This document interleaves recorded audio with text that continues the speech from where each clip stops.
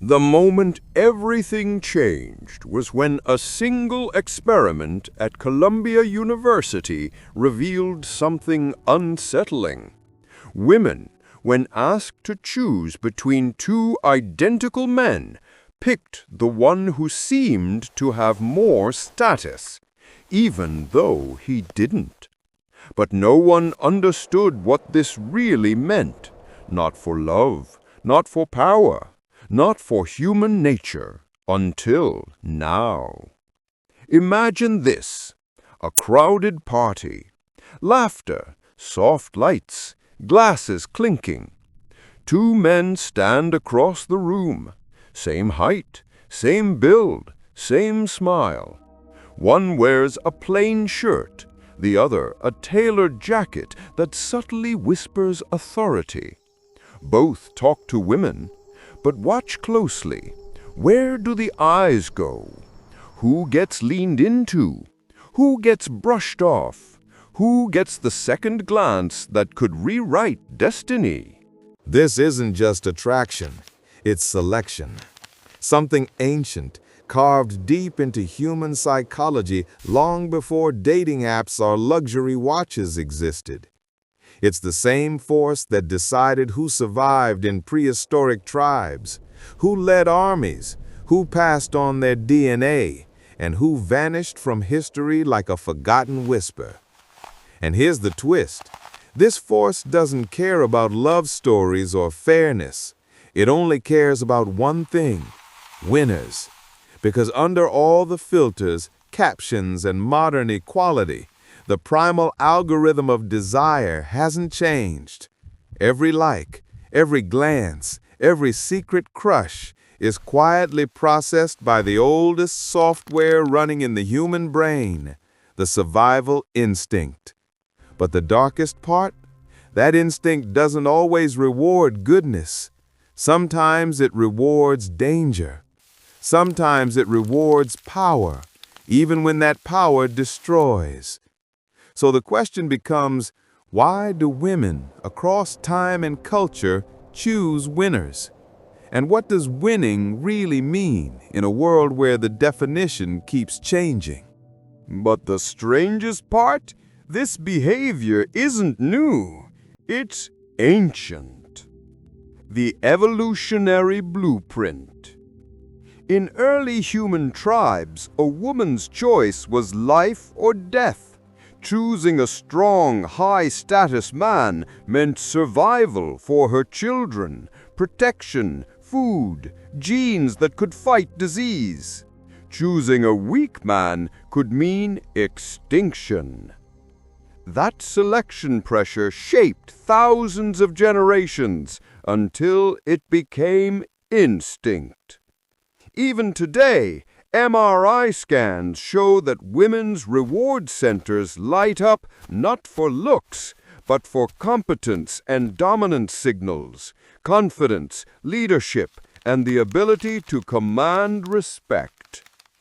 But here's the twist. Dominance doesn't always equal goodness. In fact, history shows the opposite. Napoleon, Genghis Khan, Elon Musk. Different centuries, same archetype. The man who wins at any cost. And the data? Studies reveal women rate men more attractive when they're surrounded by other women. The pre-selection effect. It's the ancient brain whispering, if others want him, he must be worth wanting.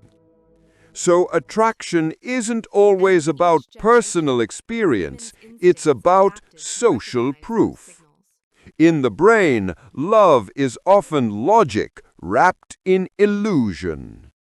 But what happens when that ancient algorithm runs in a modern world where winning can mean money, fame, or manipulation?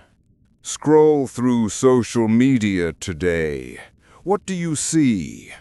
Perfect vacations, designer brands, status symbols, all curated to signal value. And on dating apps, data shows that the top 10% of men get over 80% of the matches. The same primal software now running on an iPhone. Only this time, winners are chosen not by protection or courage, but by pixels. And that's where the darkness starts to show. Because what used to be an instinct for survival is now hijacked by dopamine, vanity, and illusion. The primal brain doesn't know the difference between a real hero and a digital one. It only sees status cues and obeys them blindly. So the modern woman, often without realizing it, is pulled by an ancient compass, one that points not north, but toward power. And sometimes that power leads to heartbreak, not safety. But there's something even deeper, a paradox inside attraction itself. Women say they want kindness, empathy, honesty, and many truly do. But in moments of raw emotional draw, the nervous system reacts not to words, but to energy, confidence, certainty, the ability to lead, even when everything's fallen apart. That's why the bad boy archetype never dies, because it's not evil women want, it's certainty in chaos. In a world where most men doubt themselves, the man who radiates self-belief, even if it's dangerous, becomes magnetic. And this isn't manipulation, it's neurology. The limbic brain doesn't understand morality. It understands signal strength. It chooses what feels safest, not what is safest. So when people say, why do women choose winners? They're really asking, why does biology reward confidence over compassion? Because nature doesn't select for kindness. It selects for continuity, for what can survive. In medieval Europe, knights returned from war with scars, and songs were written about them. In the 20th century, rock stars replaced warriors. Same energy, new costume. Today, influencers and CEOs fill that role. Digital conquerors with followers instead of armies. And through every century, attraction follows the same law. The man who bends reality, even slightly, commands attention. It's not evil, it's instinct. But it creates a brutal truth.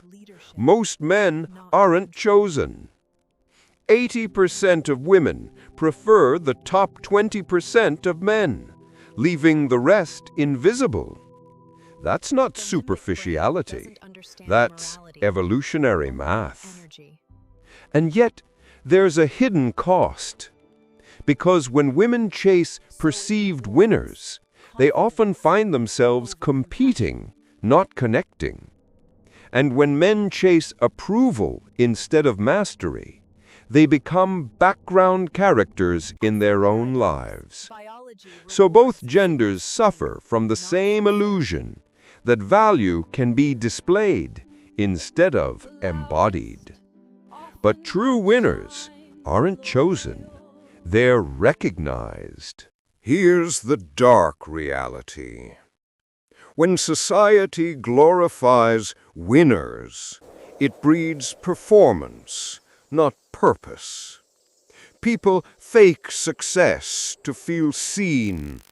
Relationships become negotiations of image, not connection. And slowly, everyone forgets what real worth feels like. A man becomes valuable not when he wins the world's attention, but when he masters his own mind. A woman becomes powerful not when she chases the highest status man, but when she recognizes what genuine dominance truly is: emotional stability. Because in the end, the ultimate winner isn't the loudest, richest, or most followed. It's the ones whose presence brings safety. But that kind of power doesn't trend. It's silent. And that's why the world forgets it exists. And that's when it hit me. Maybe this was never about attraction or survival at all. Maybe it was about what we choose to believe makes someone valuable. Because if women have been choosing winners for centuries, maybe it's not the choosing that's wrong. Maybe it's the definition of winning that's been corrupted. What if the real winner is the one who can stay kind under pressure, who can lead without control, protect without pride, love without fear? History taught us to admire conquerors, but evolution might be waiting for a new kind of man, one who conquers his ego, not others. And maybe deep down, women are searching for that, but the noise of modern life drowns it out. Because we've mistaken signal for substance and attention for value. So the dark reality isn't that women choose winners. It's that society keeps lying about who the real winners really are. The question now is, if this ancient pattern still controls us, can we ever break free from it? Or are we all just following the same invisible algorithm, pretending it's love when it's really survival?